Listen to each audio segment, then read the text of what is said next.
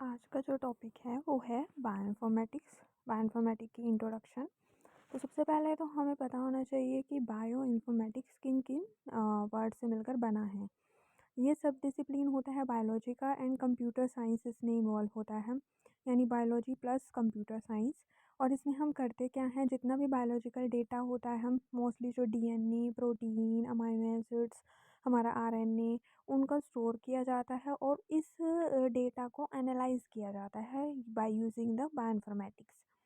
उसके बाद हमारे पास इसके जो फादर बोला जाता है बायोइन्फॉर्मेटिक्स का, वो मार्गरेट डेऑफ है।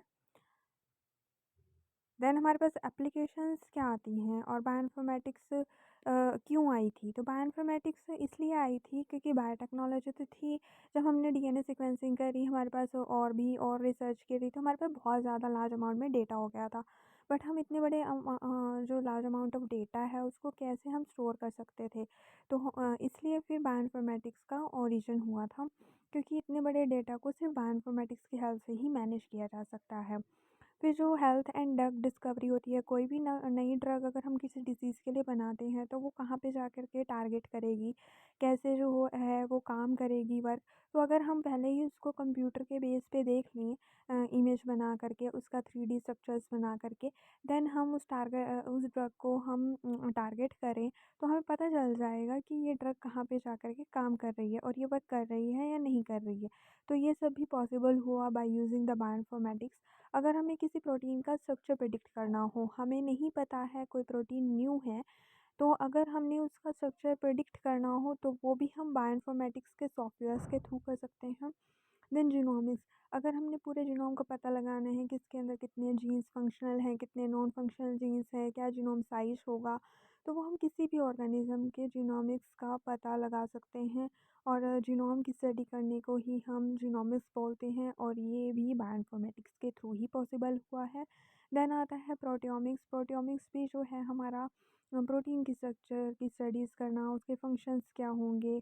तो ये सारी स्टडी भी कैसे की जाती है, प्रोटियोमिक्स के थ्रू की जाती है और प्रोटियोमिक्स जो है वो भी पार्ट है बायोइन्फॉर्मेटिक्स का ही।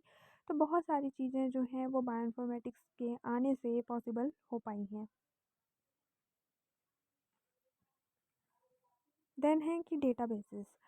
डेटाबेसेस का मतलब होता है कि बहुत लार्ज अमाउंट में जो है इंफॉर्मेशन को कलेक्ट करके रखना, जो वर्ल्ड लेवल पे हमारे पास इंफॉर्मेशन है उसको स्टोर करके रखना, उसको ऑर्गेनाइज करना, जिससे कि कोई भी ईजिली उसको एक्सेस कर सके, उस इंफॉर्मेशन को ले सके, कहीं से भी वर्ल्ड में कहीं पे भी कोई बैठा हो उसको मैनेज कर सके, उसको अपडेट करते रहते हैं।